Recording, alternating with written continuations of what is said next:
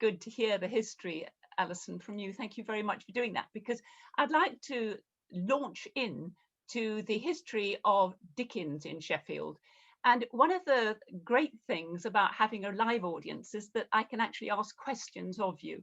And that's the only thing I missed this afternoon. At the end, if any of you would like to write to me about your reading histories and what was important to you in your life and what your family's handed down, I'd love to hear it, because usually we share those in a live setting, but the chat button will be great and my email is always there. But before I tell you about the love of Dickens in Sheffield, I would like to share with you some memories of my father and his love of Dickens. So I'm going to share a few images now, which I hope are going to come up on your screen. And they are of my father. And the reason I've introduced my father into this discussion is that Dickens was as important to him as it was to our readers in Sheffield. My dad's Dickens was very particular to him, and everybody who's listening to this will have a different image of Dickens in their own head, a different set of attitudes to him. And the reason I've chosen Dickens today is because he seemed to have been the sort of focus of so many different cultural attitudes throughout Britain. But my father was an English lecturer at Rangoon University in the 50s. He was paid for by the British Council, and though he lectured on Dickens, and this is him in the university study, in the image in front of you, he clearly has not got a volume of Dickens in front of him. He's got a slight sheet of paper, perhaps his lecture notes. But the image I have of my father, immersed in the novels themselves, mother would send him into the garage to pack into a black tin trunk the books that would sustain him for the next few years. But Dad would always get stuck on Dickens. The trunk would take 6 weeks to ship, so he knew that once packed, he would be without those precious novels for a while. In the summer before we went to Pakistan in 1960, I was sent to announce supper, and I found him in the fading light with his last Benson Hedges in one hand and a copy of Bleak House in the other 17 of the set of 18 piled beside him.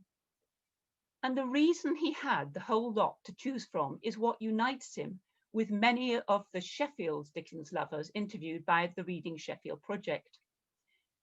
My father was Welsh, and his father was an unemployed haberdasher.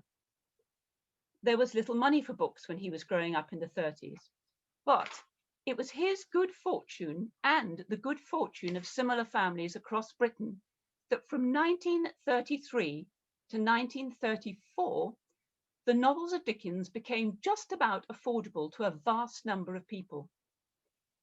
In 1934, the Daily Herald, a left-wing newspaper with a gifted gambling correspondent who contributed to its success, got the ball rolling with the first subscription offer to the complete set of Dickens' works. Then followed a circulation war, subscription to a complete set of Dickens in a uniform edition in a freestanding and purpose-built bookcase.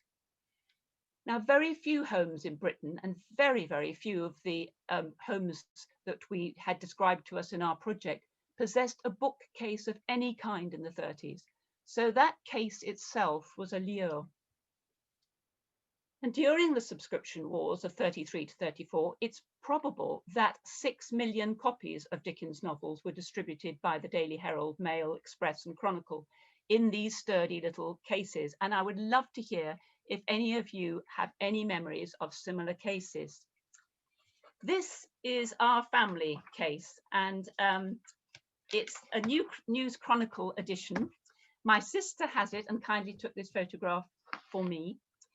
This case was delivered to South Wales, then shipped out to Burma, back to Surrey, out to Pakistan, back to Surrey, then to India, back to Surrey, then to Kenya, and back to Britain, and it's still standing. The Express editions. This is the News Chronicle edition in my sister's living room, and with the battered spines. And there we come on to another screen. So can you see me and the screen now? Yes, thank you very much, Jacinta. Okay, well, we'll keep this as it is, and just explain why so many of these editions landed up in British homes. The legwork which introduced these sets into the home was tremendous. Frank Bergin, who grew up in Mosborough in the 30s, described the process. A man came round to the house getting you to buy the Daily Herald. My father said, "We'll never use that newspaper because we don't agree with those politics." But eventually, said Frank, the man must have been good because he signed up, so I got the whole of Dickens' works with that newspaper. And the saving was immense. Frank's father was a miner, interested in education, but unused to spending money on new books. The Herald offered registered readers 18 volumes for 11 shillings, its market price being 4 guineas, a saving of 69 shillings. But 11 shillings would have been about a third of a week's wages for Frank's father.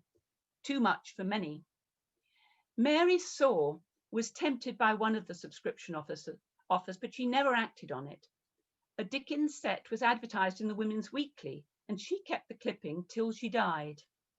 I'm going to stop the screen sharing now and just talk to you without an image for a bit, in order to explain the attraction of Dickens's novels to Sheffield readers, because they were often the only books in our readers' homes, and they were therefore very important in enabling them to become readers.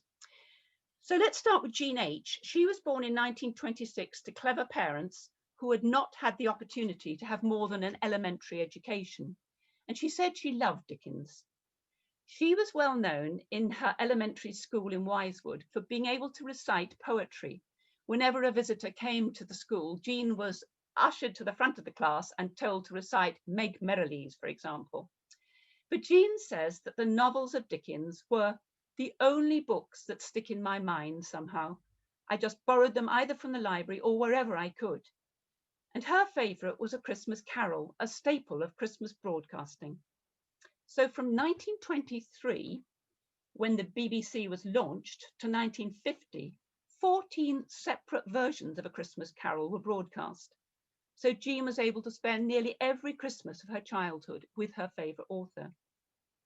Dorothy, on the other hand, responded powerfully to the story of Oliver Twist, the way he was treated, she says. Dorothy was one of 8 children, born in 1929. She was not brought up in absolute poverty, but her father, a butcher in the working class terraces to the north of Sheffield, would have negotiated daily the struggles of his customers to purchase enough meat to feed families as big as his own. And Betty Newman is a near contemporary of Dorothy's, born in 1935, and she too responded to the tangible, what she called the credible, in fiction of Dickens' novels. So she read Dickens even though she hated novels in general. When she was sort of musing on why this should be so, she said, well, Dickens is the nearest I ever got to fiction, but I don't think he really is fiction. And this is a reminder that Dickens came nearer to describing the economic realities of the industrial working classes than any 20th century author our Sheffield readers might have encountered. Cheap popular fiction in the 30s rarely offered a portrait of the harsh economic realities they experienced. I've got a friend who has done a lot of work on Love on the Dole, and of course, from our point of view, we think, oh, Love on the Dole is a 30s novel, but actually none of our readers mentioned it, even though it was much closer to their experience than many of the other things they were reading. There really wasn't much cheap available fiction about the conditions that our readers were living through. But Dickens, of course, did dramatise the lives of the industrial poor, and he piled up that detail to dramatise the vulnerability of the poor. And to some, that amount of detail was a burden, but to others, it was wealth. And this is one of the things I want to stress. Everybody has their own Dickens, just as everybody has their own author. The Shakespeare that we read is not our next door neighbour's Shakespeare. So this is why I really subtitle my talk, Dickens, Who's Dickens? And I would love to hear from you all what your Dickens is, because, you know, the reader so often changes what they read, obviously in the light of their experience and their reading histories. Frank, whom I mentioned earlier, whose father got the Daily Herald Dickens, unfortunately did not appreciate his father's sacrifice. And he said, I couldn't stand 3 pages if, you know, a fellow started with what somebody ate for breakfast and then going on for the whole of his political opinions and prejudice and all the rest of it before we got onto the story again. Ted felt the same way in the 30s. I wasn't fussy on the really weighty novels, you know, like Dickens and stuff like that. I'm sure they were splendid, but they were buried in a lot of print, and I wanted it quick and easy, something that I could do. So like Frank, Ted presented his negative response as purely personal, not a dismissal of Dickens himself. And these non-judgmental expressions of taste are entirely typical of all the Sheffield readers we interviewed. And I'd like you to remember that when I get on to the academic response to Dickens in the 30s, because it overwhelmed me. The generosity of spirit, the sort of modesty, if you like, of our Sheffield readers. When they expressed their opinions, they were always rooted in their personal experience. They never said, oh, he's rubbish. They usually said, well, he doesn't do for me. It's very, very striking common factor in our 65 interviewees. But both Frank and Ted clearly found the perceived realism and the mounds of detail a barrier. But for 2 of our readers, it was precisely that wealth of descriptive detail that was revealing. So Peter Mason valued this feature of Dickens because the social descriptions, as he put it, covered all the facets of the Victorian period very well. Peter was a historian, in fact. He says it gives you an insight into just how unfortunate some people were and how they lived. You get Oliver Twist, you get all the books. The class distinctions are very clear in all those books. And Malcolm Mercer, a hero of mine, who was headmaster at Parsons Cross for years and was one of the few of our readers to get an MA, went to elementary school, had to leave at 14, go into retail, and educated himself so much largely through reading. Malcolm mined Oliver Twist with a particular purpose. In the 1990s, when a mature postgraduate student, he read it to compare with other historical sources. He says, I've researched a fair amount about the Sheffield workhouse in what I'm writing about Sheffield, and there were schools in the workhouse in Sheffield. And of course, Dickens describes those as well. So he read Dickens as a historical document. He wasn't a huge novel reader, so Dickens' detail was a godsend to him. So for others who were not historians, Dickens was just a godsend to them because the books were so fat. The size of those books was very precious. I have a very sad story of a little boy aged 6 walking across Attercliffe to borrow his first book from the junior library, borrowing Dr. Dolittle, walking all the way back and discovering it was mostly pictures. Very fed up, walked all the way back to Attercliffe Library and said, you know, I've read this, give me another. And they said, no, you're only allowed 1 book a day. And so to have a big fat book you could read for hours and hours was very precious. And Adele describes herself as, I'm an avid reader of very big books. She says, I read all the Dickens. You know, when I think about my appetite for reading at 16, it was just amazing. You've got the time, haven't you? Well, a lot more time in bed for a start as a teenager. So, you know, you just have an appetite and nothing much else to do, really. So the size of each book, the number of volumes were ideal fodder for a book addict. For some, it was the Abbey School series, and for others, Dickens. Adele got her copies through the municipal library, but Ava had a subscription set at home. Neither Adele or Ava went to grammar school. Both fathers worked in manual trades. Adele's a painter and a decorator, and Ava's was a turner.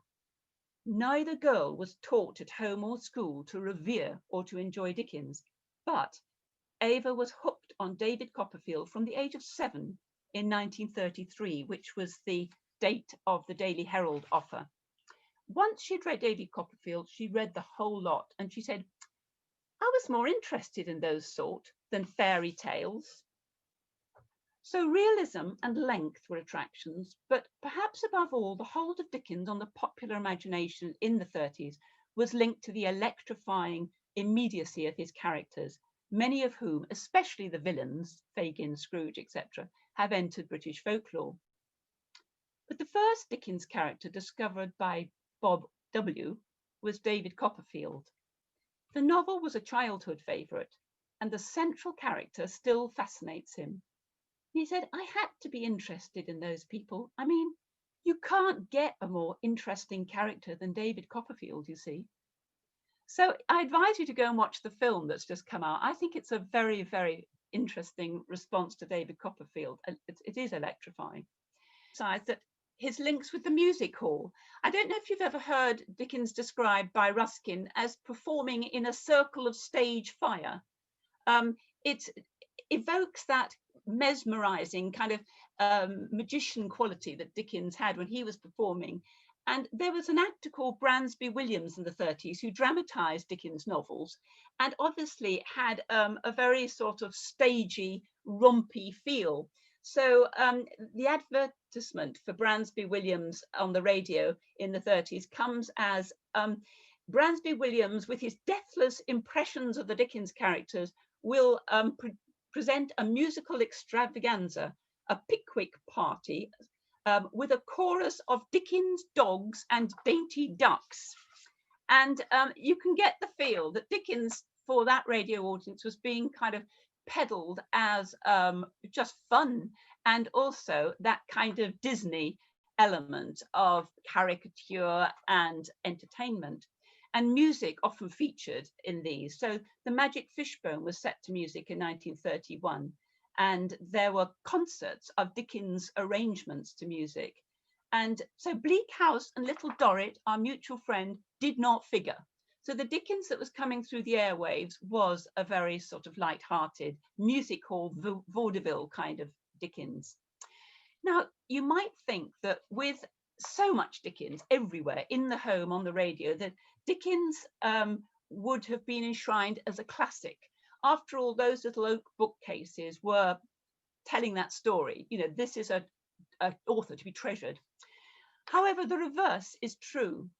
During the 30s, contempt for Dickens amongst intellectuals actually grew, and many of them dismissed him as an author simply for uneducated masses. So the fact that a boy like Malcolm Mercer left school at 14 and then could read Dickens was a mark of sort of a substandard author. It was a very nasty time, the 30s, in a lot of ways, so much snobbery. And his status was just compromised by his omnipresence. So when 3 films came out in 1937, Ethel Mannin, who was herself a popular novelist, sneered at the Dickens racket. In 1935, the East End author and communist Simon Blumenfeld uses possession of a newspaper set of Dickens and the novels of Ethel Mannin to suggest the shoddiness of the lower middle class culture of a character in his novels. And this is what he says. Goes into the room, there's nothing very interesting on the shelves, the usual stuff, middle to 3/4 brow, amongst others Warwick Deeping, Ethel Mannin. Oh, it's a Dickens set, probably from the Daily Mail. So that kind of dismissal of Dickens is utterly typical. And the key person in university circles to sort of consign him to the scrap heap was a woman called Q.D. Leavis. And in some ways, she irritates me, she enrages me, but she was the first person to write a serious study of popular fiction. But in this study, she asserts that anyone with an alert critical mind, i.e. like her, should check their reaction to Dickens, because Dickens himself actually only recaptures a child's outlook on the grown-up world, immature.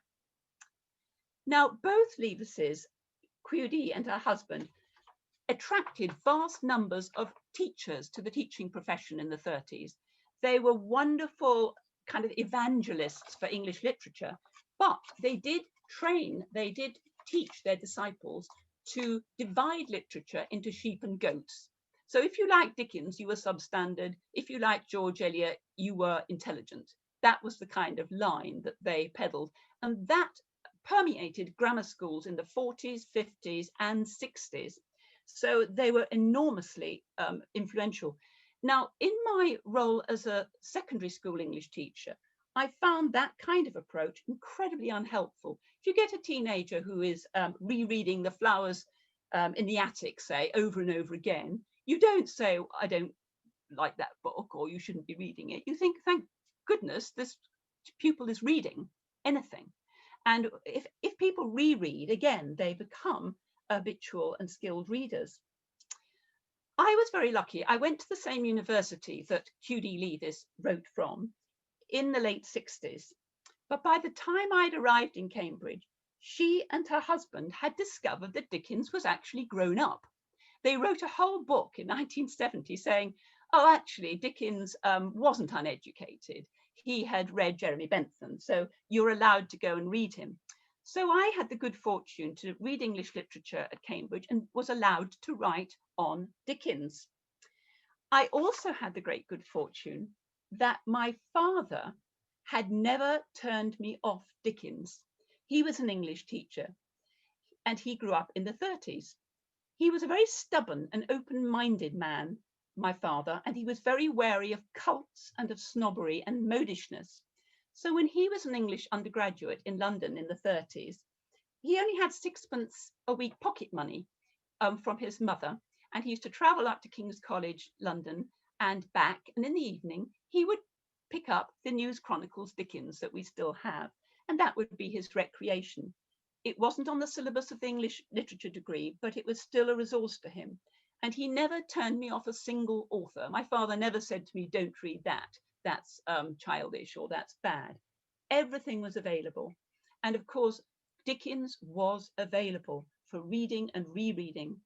And the Red Circle at the bottom of the moor, which was what they call a tuppenny library, a commercial library, in the 30s advertised books as your cheapest pleasure. And for my father and thousands like him, Dickens made reading and rereading affordable and pleasurable. And it was that pleasure that he delivered that enabled many unschooled children to get the reading habit. Now I'm going to end this talk with the story of the very first Sheffield reader I interviewed, and I interviewed her 23 years ago in Norfolk Park. Jessie Robinson was born in 1906, and from 1920 to 1925, she was a cleaner for Canon Greenwood, who was a Londoner. She rarely saw him, but she was supervised by the housekeeper. And Jessie found this housekeeper a proper giant to me, and she resented me reading the papers, the London papers. The point is that a little 14-year-old cleaner should not be engaging in the culture that was accessible to this London-educated parson. So this little girl was found in the parson's study reading a copy of the Times, I guess, and the housekeeper was furious with her. And she used to, Jessie, really enjoy the hour at lunchtime when the housekeeper slept. And Jessie crept up to the study and read these London papers. But one day the housekeeper found out that she was doing this. So she summoned Jessie to her and said, "Child," she always called me child, never my name, "you will get more education, child, with Dickens books," which I did. And I was a real Dickens fan. And now I am, you see, I read anything of Dickens and anything of Shakespeare. I'm there with Dickens, but it was through her. Even her resentment gave me a gift, and I love Dickens. She let me take those novels home. And I'm just going to leave you with that image of this little cleaning girl taking Dickens back into her home, a home which had no other book.